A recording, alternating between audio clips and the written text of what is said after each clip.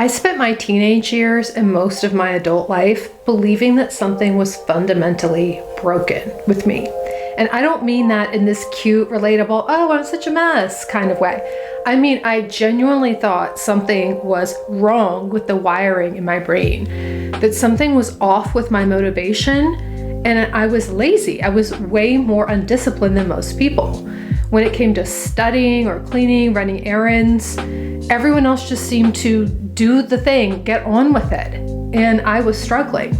Some days, just getting out of bed was hard. My moods were really up and down. I was relying on willpower and self-discipline to be a functioning human. And I just never seemed to have enough motivation and energy to do everything that I needed to do in the day. And it took me decades to understand what was actually happening and find a way to work with my natural tendencies instead of just trying to imitate what I saw everyone else doing.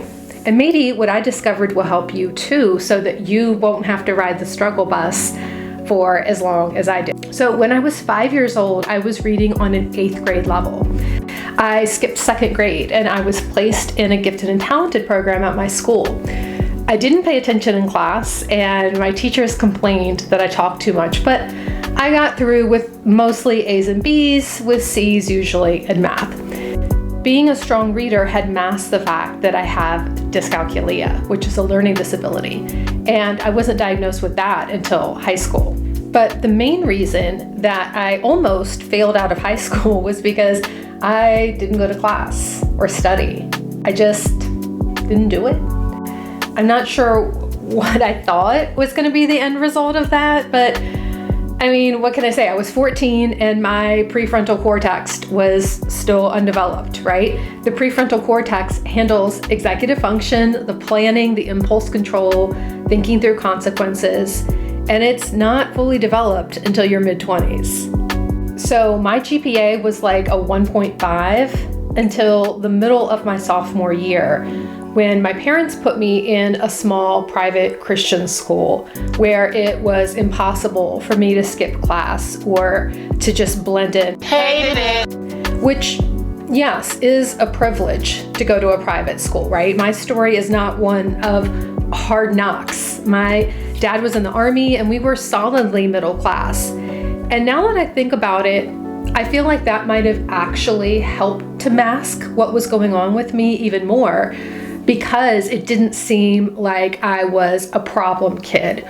or someone who had like a rough home life.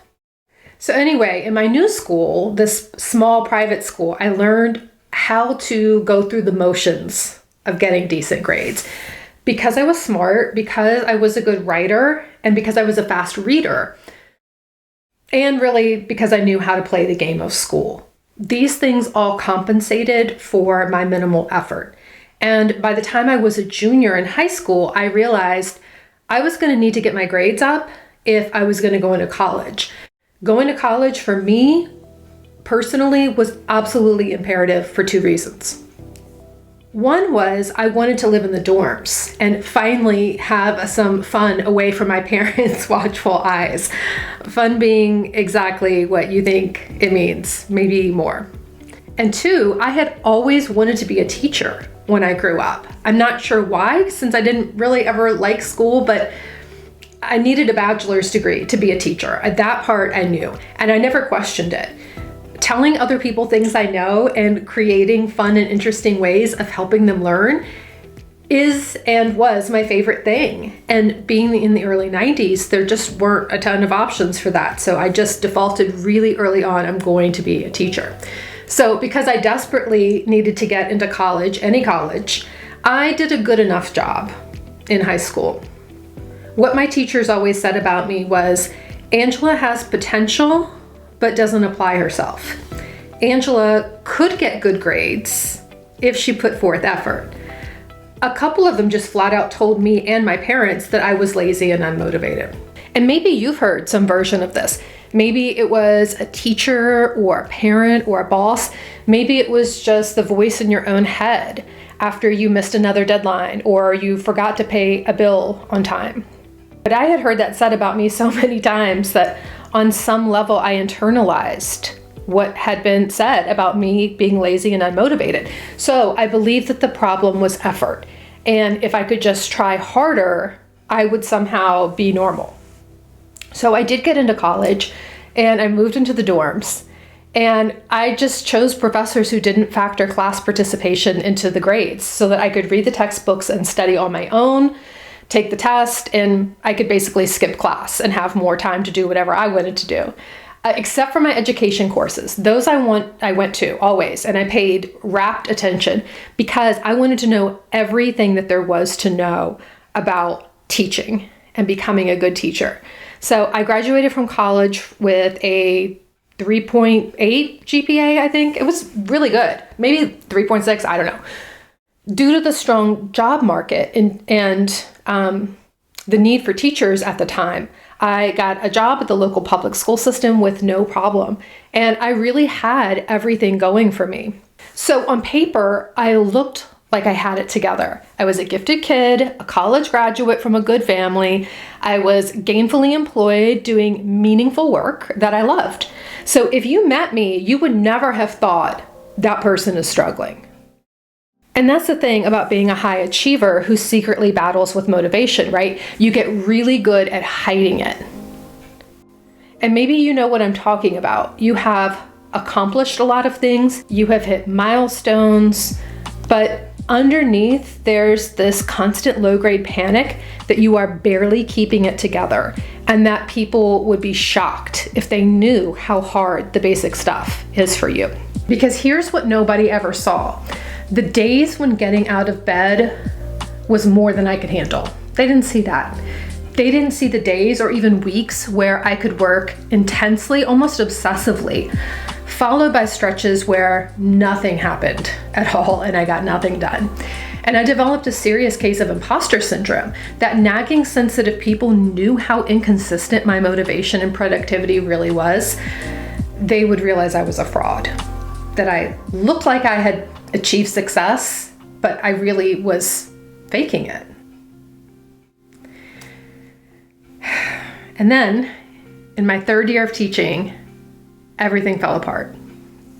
This massive depressive episode hit me so deeply that I could not function.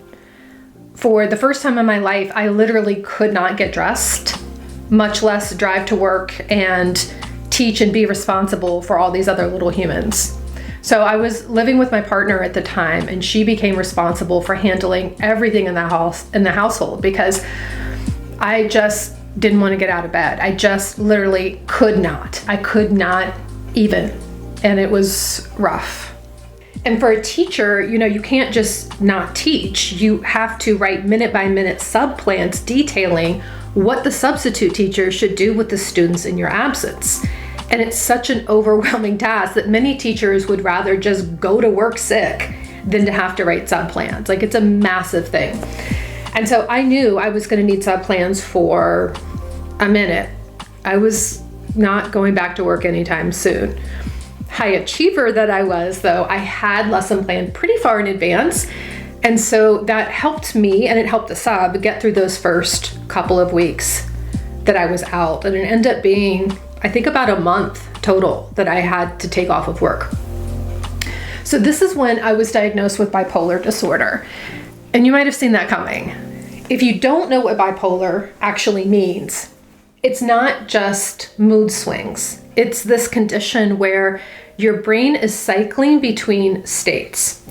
For me, that looked like periods of intense energy and productivity, this hypomania, they call it, where you're sort of on top of the world. You can do anything. You have lots of energy, a lot of self-confidence. And then the crashes into depression, where even basic functioning feels just impossible. And these cycles are not predictable. They are not tied necessarily to what's happening in your life. Your brain just does it. It just happens. And so every day you wake up and you don't know how you're going to feel and what your energy and productivity levels are going to be like. So during this time, I first went on medication, and it helped. Kind of. Sort of, mostly. Yeah, it did. But that was literally all that I was given, was pills. And I was told that I would have to be on these pills for the rest of my life because there was no fix for being bipolar. Now, here's something really important. This was in the early 2000s, and the term neurodivergent wasn't part of our vocabulary yet. So the framing was entirely around mental illness, something to fix, something broken. So there's that language again, right? And so that's how I continue to understand myself, as a broken person. Not only was I now naturally lazy and lacking in motivation, willpower, self-discipline compared to other people, I think, maybe. Now there was actually this biochemical problem that was probably making things worse. And maybe you actually agree. Maybe you're thinking, Angela, something is wrong with you? Multiple somethings, including bipolar disorder. But framing really matters here. Is something wrong with my brain or my biochemistry, or is something different about it? Different and broken are not the same thing. I spent years trying to fix myself into normalcy because I thought there was something wrong. But what actually helped was accepting that my brain works differently than how I had originally assumed it did, based on the advice that everyone was giving me that seemed to work for them. What helped was building a life around the way that I function and how my brain works and my energy levels, my moods, my productivity, instead of trying to fight against those natural tendencies. Now, while I had seen therapists on and off for many years, what I really benefited from during this time was learning about cognitive behavioral therapy, or CBT. CBT is basically the idea that your thoughts drive your feelings and your feelings drive your behavior. So if you can learn to catch the thought, you can interrupt the whole negative spiral. Discovering that and Dr. Martin Seligman's work on learned optimism and being able to change the way that you see yourself and your problems was life-changing for me. Let me give you a real example of how CBT works. So let's say that it's Saturday and you plan to clean the house, but instead you're just laying on the couch and just like binging shows for 3 hours. Your automatic thought might be, I can't even get up and do one simple thing. Like, I have no energy, no motivation, I'm lazy. What is wrong with me that I can't get off the couch? CBT teaches you to pause and ask, is that thought actually true? Is lazy the accurate word, or is there something else going on? Maybe you're exhausted from a hard week. Or maybe the task feels overwhelming because you're thinking of it as clean the whole entire house instead of, unload the dishwasher. Maybe your brain is understimulated and needs novelty, needs something fun, not just like a boring chore. You might need to eat. You might need to sleep first. You might need more rest. So with CBT, the reframe is never toxic positivity or telling yourself, I'm amazing, I'm perfect, just the way I am, I've got this. That has never worked for me. The reframing is just more accurate, not necessarily positive, but accurate. I'm having a low capacity day. I have less energy today. That is good information that can help me choose a strategy. What do I need in this moment? If I need to actually push through and get something done, what is the smallest or easiest thing that I could actually do right now? So that shift from moral judgment to neutral observation, for me, changed everything because I stopped being a lazy person who was failing. I became a person who was gathering data about how my brain is working today. So I started doing deep work on my mindset and my thought patterns. And this extended into my professional life. I had been teaching for over a decade now at this point in the story. I had gotten my master's degree with a 4.0 GPA this time. I really did well because those classes were so hands-on and applicable and relevant to my daily work. I loved it. I had started conducting professional development and training for teachers. I had even published my first book. I began creating resources to help educators with productivity, with organization, with time management, which had always been a strength of mine, the organization and the systems thinking, as well as now mindset and the application of CBT to a classroom teacher setting. And the reason why I was and am so passionate about the brain and motivation and productivity is because I still, all these years later, had not and have not found the one big thing that would always work for me and produce consistent energy levels every single day, no matter what. There was no magic bullet. There was no magic formula, no magic thing that would enable me to be one of those people who seem to be able to set the alarm for 4 a.m. so they can do a workout at the gym before heading to their job, and then come home to a dinner that is already meal prepped because they did all of that on Sunday night, and then spend an hour working on their side hustle, and then go to bed like right at 10 p.m., no doom scrolling, no binge watching, and just wake up ready to go do it all again the next day, and the next day, and the next day. You know the type. The type that has a morning routine with 7 steps, they journal, they never hit the snooze button, and they make you feel like a gremlin in comparison. I couldn't figure out, why is basic adulting so hard for me? Like, why do I put the simplest things off into the last minute? Why does doing things the right way seem to require so much effort? Like laundry and dishes and like flossing my teeth, it was like there's always so much to do. Like just being a functional adult is so much work. I cannot do all these things. And even the little stuff feels overwhelming. So for a long time, I thought that this was a problem to solve. And I tried every productivity system, every planner, this changed my life type of method. And none of them worked consistently. They might work for a while and then stop. And each time a system failed, I blamed myself. I felt like, well, it's working for other people. It's obviously, an effective system for some people. There must be something wrong with me in the way that I'm doing it. So if you've ever been on this kind of hamster wheel, then you know the feeling where you find something that works for a few weeks and you think, finally, like this is the answer. This is going to be the thing, right? And then it stops working and you're back to believing that you are the problem. Well, here's what's actually happening. Neurodivergent brains, particularly ADHD brains, which I don't have to clarify, but I understand ADHD brains, often run on novelty. New systems work because they're new. Your brain gets a little bit of dopamine from that fresh approach, the clean, brand new planner, the little organizational containers, the different methods. But once the novelty wears off, the dopamine dries up and the system stops working. And it's not because you failed or because there was anything wrong with the system. It's because your brain was wired to seek stimulation and the system got boring. ADHD brains in particular are dopamine seekers. Dopamine is the neurotransmitter that drives motivation and reward. It's the I want that chemical.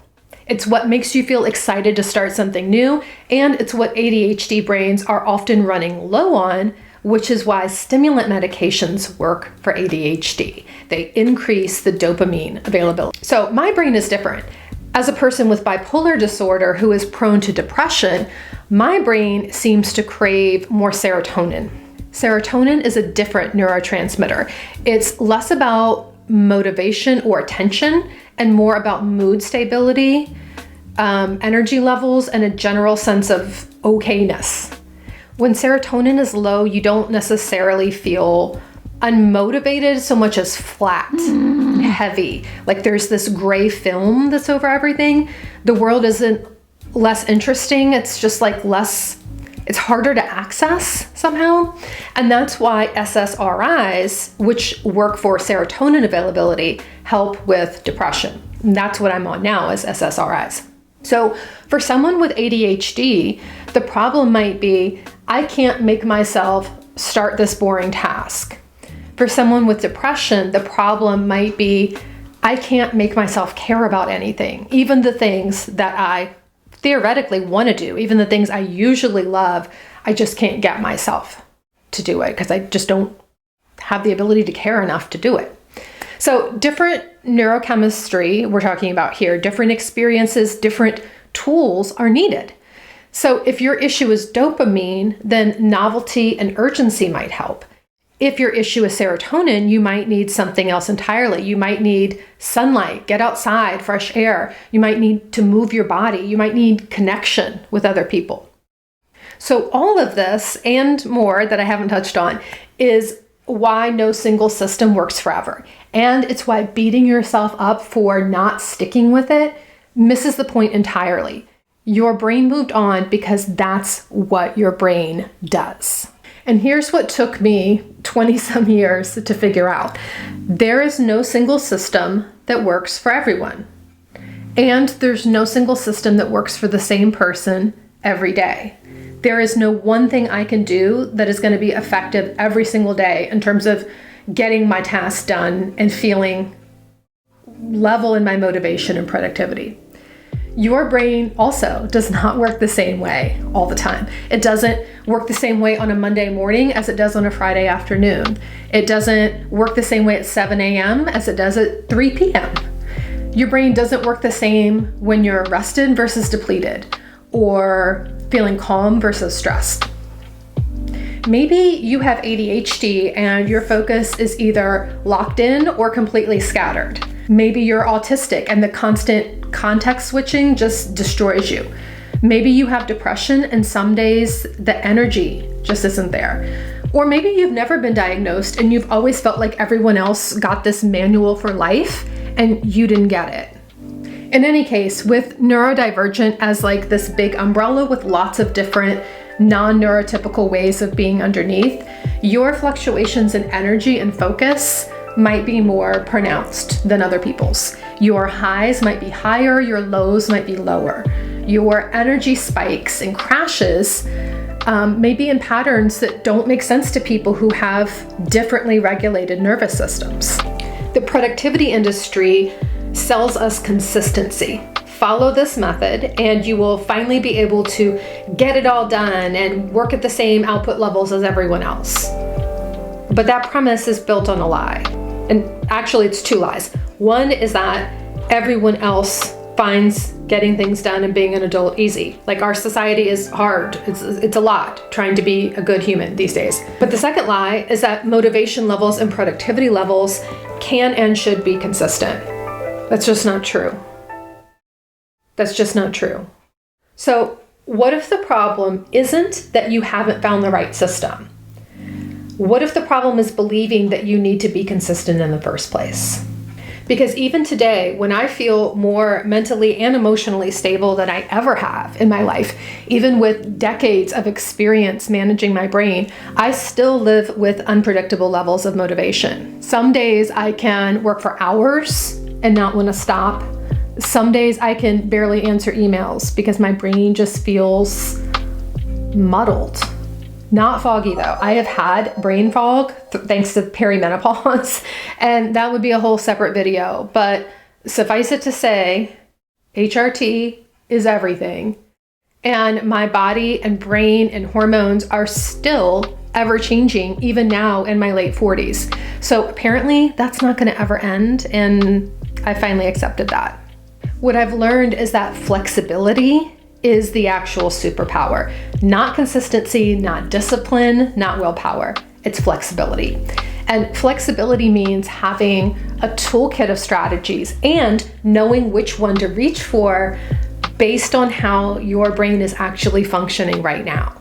So it's refusing to try to get things done based on how you think you should be feeling or how you think you should work or what you should be doing, and instead based on what is actually happening in your brain and body here in this moment. So think of it like this.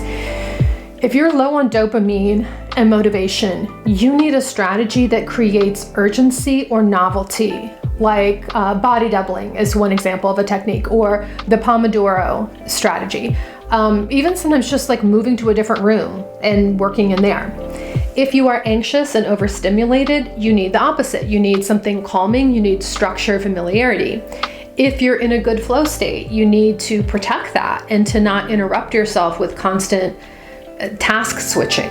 So the skill to master here is not discipline. The skill is reading your own brain, understanding your own brain, matching the strategy you choose to your actual mind state. Some days you will need more structure. Some days you will need more permission to work in bursts or to work less. Some days you might need external accountability. Some days you might just need to honor that nothing productive is going to happen. It's just not going to be one of those days, and that's okay. So here's what I want you to take away from this. If you have spent years thinking that you are lazy, if you have watched other people accomplish things that feel impossibly hard for you, if you have tried every system and blamed yourself when these systems did not stick, consider the possibility that nothing is wrong with you. Your brain works differently.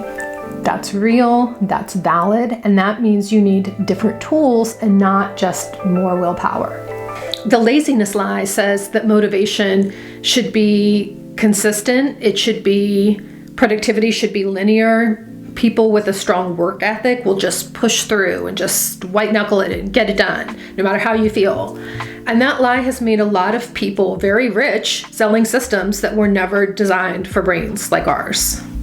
The truth is actually messier. Sustainable productivity looks like waves and not like straight lines. It looks like knowing yourself well enough to be able to adapt. It looks like grace when you're low and riding that momentum, ride those waves when they come. Whenever my motivation is there, I just try to ride it. Ride those waves of momentum when they are feeling higher. And I'm not telling you this because I've got it all figured out. I'm telling you this because I'm still figuring it out every single day. And I wish that someone had told me sooner that the figuring out is the process, that understanding your own brain is a lifelong experiment, and that's okay. That's a big part of why I started this channel. I've spent years creating resources for educators, and now I want to expand that conversation to anyone who has ever felt like their brain doesn't work the way it's supposed to, or anyone who is obsessed with understanding their brain. I want to have that conversation without the toxic positivity. And I want to talk about the neuroscience. I want to talk about regulating our nervous systems, understanding why we each do what we do, why we believe what we believe, why we behave how we behave.